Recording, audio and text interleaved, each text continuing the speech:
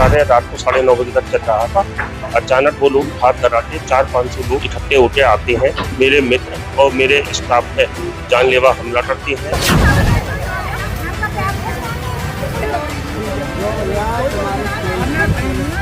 जिसके कहने पर या किस बहकावे में आकर ये कहानी को ये जो घटनाक्रम किया है वो अपना अंजाम पुलिस प्रशासन पर तो तहरीर सौंप दी है और पूरा विश्वास है कि ऐसी कार्रवाई होगी कि इसकी पुनरावृत्ति इस काशीपुर में नहीं।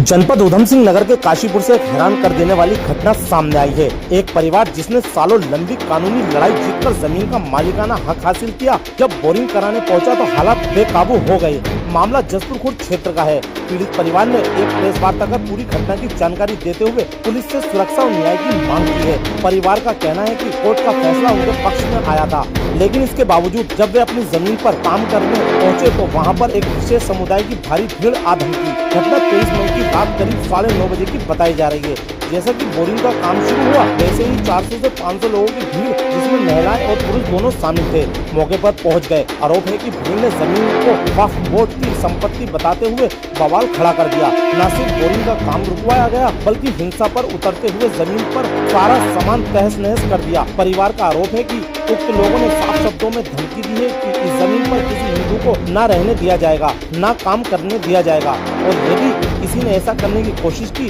तो उसका अंजाम बेहद गंभीर होगा। पीड़ित ने बताया कि धक्का मुक्की की गई, थप्पड़ और घूंसे मारे गए और जान से मारने की धमकी भी दी गई। माहौल को सांप्रदायिक रंग देने की कोशिश की गई और इलाके में तनाव फैलाने की नीयत से साफ नजर आई। गनीमत रही कि समय पर पुलिस मौके पर पहुंच गई, लेकिन अब थाने में तहरीर दी गई है और परिवार ने सुरक्षा की मांग की है। वहीं इस पूरे मामले पर युवा नेता गगन काम्बोज ने तीखी प्रतिक्रिया देते हुए उन्होंने कहा कि कानून से ऊपर कोई नहीं है और ऐसे तत्वों को किसी भी कीमत पर बख्शा नहीं जाएगा। उन्होंने प्रशासन से इस मामले में तत्काल और सख्त कार्रवाई की मांग की है। मेरी अपनी साइट पे होलीडे आनंद के बराबर में जसपुर खुर्द में हो रहा था। 11 बजे पता चलता है कि एक विशेष समुदाय के प्रशासन की मौजूदगी में आती है और वक्फ बोर्ड की जगह बताती है। प्रशासन के कागज मांगने पर वो कागज तो दे नहीं पाती और थोड़ी देर बाद प्रशासन की वजह से वो लोग जिसके कहने पर या किस बहकावे में आकर ये कहानी को ये जो घटनाक्रम किया है वो अपना अंजाम भुगतेंगे। पुलिस प्रशासन पर को तहरीर सौंप दी है और पूरा विश्वास है कि ऐसी कार्रवाई होगी कि इसकी पुनरावृत्ति इस काशीपुर में नहीं है। सामान की तोड़फोड़ करती हैं और सुबह से हो रहे बोरिंग को सरकारी जमीन पर बता के उखाड़ने का प्रयास करती है। आज अपने परिवार और मित्रों के साथ ITI चौकी में देके आए हैं। मुझे अपनी सरकार पे, भाजपा सरकार पे, पुष्पा सिंह धामी जी पर पूरा भरोसा है कि मेरे साथ न्याय होगा। पुलिस ने कहा है कि आज राज्यपाल जी आए हुए हैं, हम शाम से चिन्हित करके सब लोगों को मार्किंग कर रखी है, वीडियो हमने उपलब्ध करा दी है, सब पुलिस अपनी कार्रवाई कर रही है। वो सारे मुकदमे अभी लगभग 8 महीने पहले SDM कोर्ट से 3 बार हाई कोर्ट जाने के बाद SDM साहब ने मेरे हक में फैसला कर दिया। देश संविधान से चले।